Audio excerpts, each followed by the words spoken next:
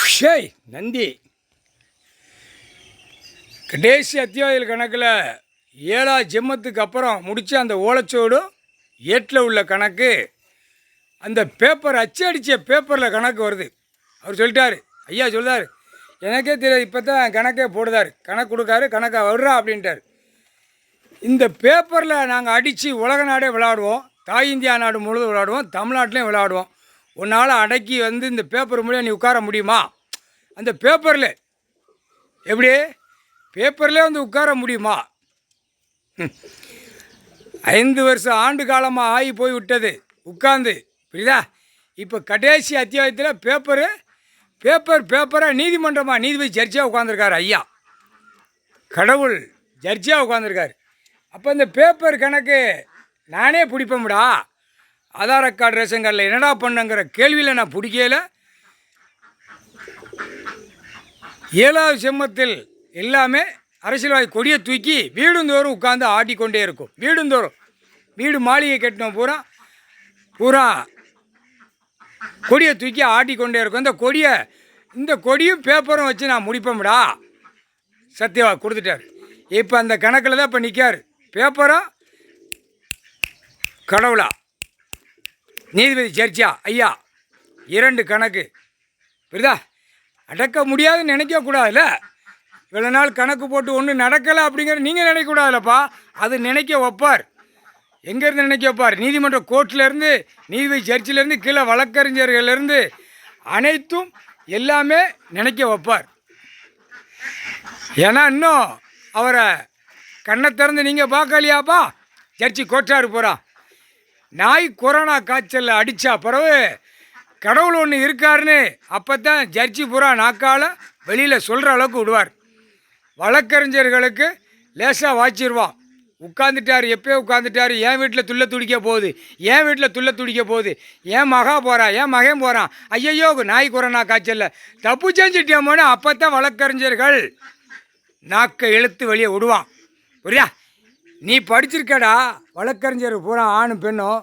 நாங்கள் படியாதாள்றா. நந்தி நான் படிக்கலை, புரியா?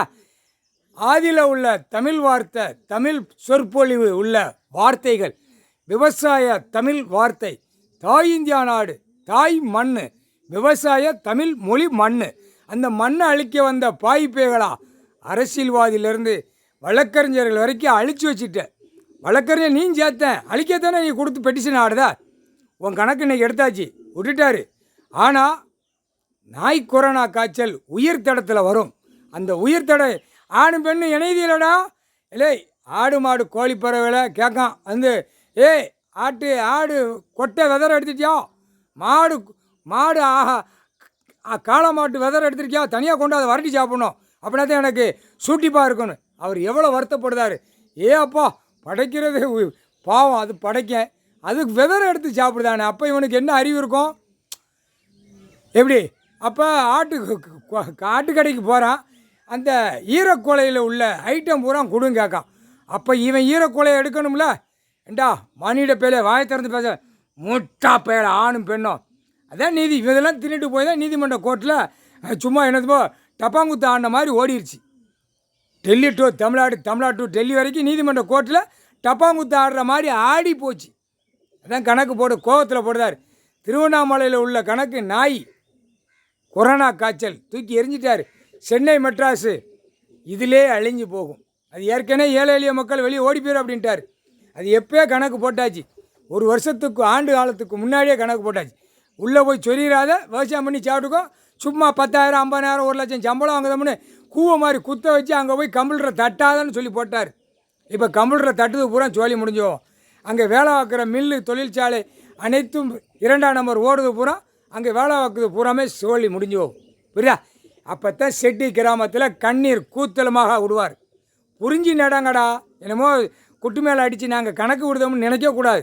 புரியா? கடைசி சத்தியத்து கொரோனா பப்பாளி விதை யார் விட்டா? கடவுள் தாண்டா. அதில் நீ அடங்கலை, அதில் சோழி முடிச்சிட்டாரு. இப்போ விடுற நாய் கொரோனா காய்ச்சலில் சுண்டி அழிச்சு போடுவார். பப்பாளி விதைடா, அந்த விதையை பாரு. அந்த விதையத்தான் அவன் கரெக்டாக போட்டது கரெக்டாக வரும். இப்போ நாய் கொரோனா காய்ச்சல், நாயை தூக்கி போடுவான். நாய் அப்படியே புரண்டையாக சுற்றிக்கிட்டே வரும். அதான் நாய் கொரோனா காய்ச்சல். ஆஸ்பத்திரியில் ஒரு டாக்டர் இருக்க மாட்டான், சொத்து சோழி முடிஞ்சுவோம்.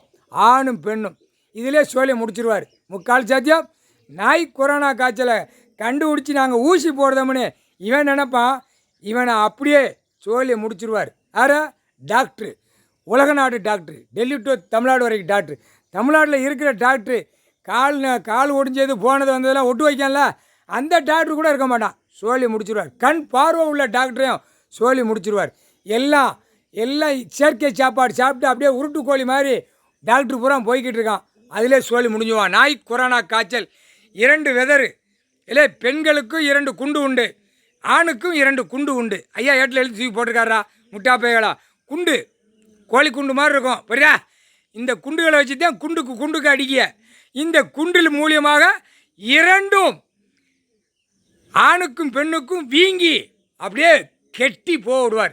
கொரோனாவில் வாய முன்னையில் இப்போ இதை கெட்டா கெட்டி போடா உன்னுடைய சாமானியம் ஆணுக்கு பெண்ணுக்கு கெட்டு. ஆனால் பந்து மாதிரி உருண்டையாக இருக்கும். வெளியில் நடந்து போனால் அசிங்கம்னு ஆணும் பெண்ணும் சொல்லக்கூடிய வாயிலிருந்து வர வைப்பார். முக்கால் சதி